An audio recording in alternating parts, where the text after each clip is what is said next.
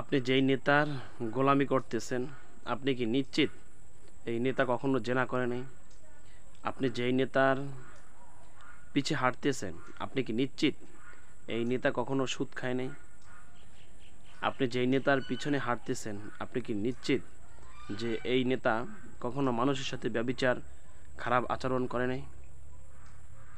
তার জন্য আপনি জীবন দিচ্ছেন, অথচ যার ৬৩টা বছরে এক সেকেন্ড, এক মুহূর্তের জন্য তিনি আল্লাহ বিরোধী কাজ করেন নাই, যার জন্ম থেকে মৃত্যু পর্যন্ত প্রত্যেকটা সময়ের প্রত্যেকটা মুহূর্ত সাহাবীরা তাকে অনুসরণ করতেন, সেই নেতার জন্য আপনি কি করছেন?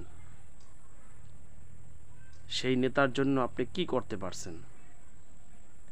আপনার নেতা শুধুমাত্র তার নামে কতটুকু বক্তৃতা দিলেই হয় না, আপনি তার জন্য জীবন দিচ্ছেন, অথচ যে যাকে আমরা, যেই নেতা আমাদের জন্য আইডল, যেই নেতা জন্ম হতে মৃত্যু পর্যন্ত যার কোনো একটা গুনাহ তো দূরের কথা, কোনো একটা মুস্তাহাবও ছোটে নাই, বিশ্বনবী যাকে মানুষ দেখে আলামিন উপাধি দিয়েছে, কাফের বেঈমানরা তাকে আলামিন উপাধি দিয়েছে, সেই নেতাকে বাদ দিয়ে আপনারা কোন নেতার অনুসরণ করেন?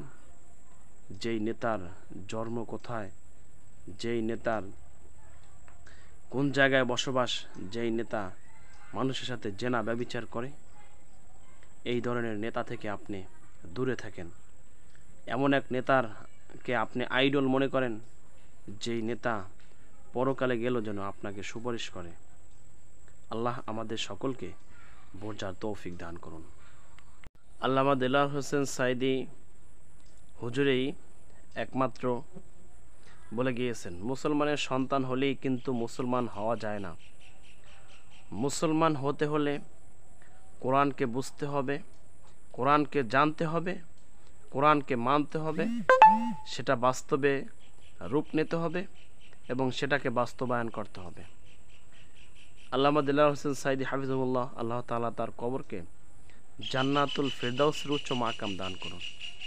সে দুনিয়া থেকে চলে গিয়েছে, তার জন্য হাজারো লক্ষ মানুষ চোখের পানি জড়াইছেন, তার কারণ একটাই, সে কোরআনের খেদমত করছেন।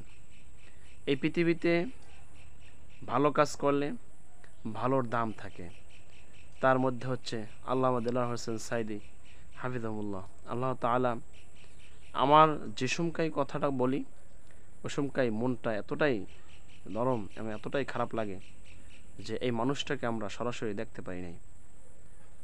পরকালে আল্লাহ তাআলা যেন আমাদেরকে এই মানুষটাকে দেখার তৌফিক দান করেন।